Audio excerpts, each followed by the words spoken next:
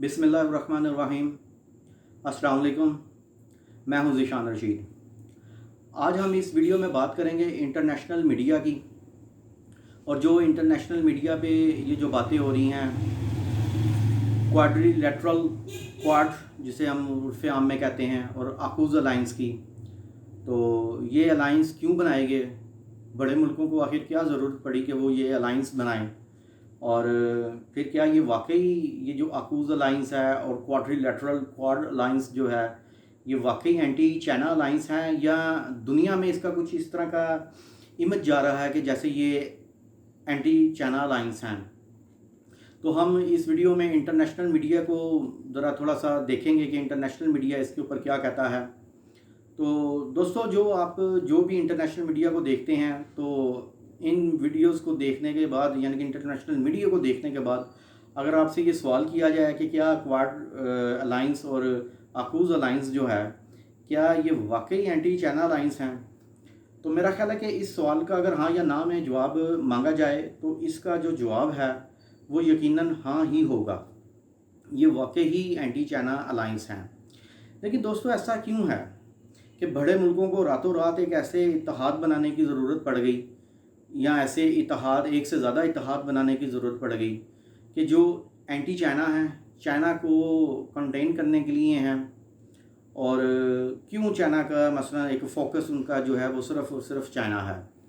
तो दोस्तों, हम इसमें तारीख़ को भी देखते हैं कि ये जो एंटी चाइना इत्तेहाद हैं, ये रातों रात डेवलप नहीं हुए, ये रातों रात नहीं बनाए गए। इसमें आपको 1990s से जाना पड़ेगा, और इससे भी पहले 1945 में जाना पड़ेगा, जब जापान ने अमेरिका के आगे सरेंडर किया। उन्होंने हथियार फेंके दूसरी जंग अज़ीम में, और फिर उसके बाद जापान और जनूबी कोरिया ने अमेरिका के साथ इत्तेहाद कर लिया, और शुमाली कोरिया ने चाइना के साथ इत्तेहाद कर लिया। तो ये टसल जो है ये वहीं से शुरू हो जाती है, क्योंकि किसी को भी उस वक्त 1990s के अंदर तक किसी को भी ये इस बात की तवक्को नहीं थी कि आने वाले दिनों में जो चाइना है वो हकीकतन एक फ़ौजी व मुआशी ताकत बनकर इस तरह पूरी दुनिया के सामने खड़ा होगा। अब हम देखते हैं कि चाइना के साउथ एशिया सी में साउथ चाइना सी में चाइना के कुछ इश्यूज़ हैं मुख्तलिफ़ मुल्कों के साथ, क्योंकि जो चाइना है वो पूरे साउथ चाइना सी के ऊपर वो क्लेम करता है, पूरा दावा करता है। फिर इनके कुछ इश्यूज़ जो हैं वो इंडिया के साथ भी हैं, कुछ जापानीज़ के साथ भी हैं, कुछ जज़ीरों के ऊपर। तो ये जो टसल है ये उस दिन से चल रही है।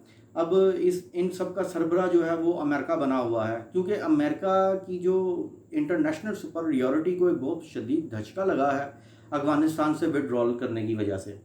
अफ़गानिस्तान से इन्होंने रातों रात ये भाग गए उधर से, और जिसकी वजह से ये कहा जाने लगा है कि अमेरिका जो है अब वो दुनिया की सुपर पावर नहीं है।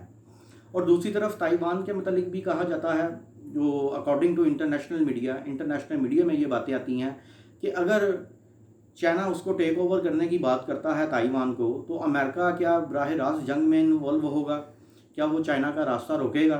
कुछ माहिरीन के मुताबिक यस, यकीनन अमेरिका इसका रास्ता रोकेगा, लेकिन बहुत से माहिरीन ऐसे हैं जो इस बात के मुखालिफ हैं, और वो कहते हैं कि नहीं, ऐसा कुछ नहीं है। अमेरिका हरगिज़ चाइना के साथ प्रैक्टिकली जो है वो कुछ नहीं करेगा।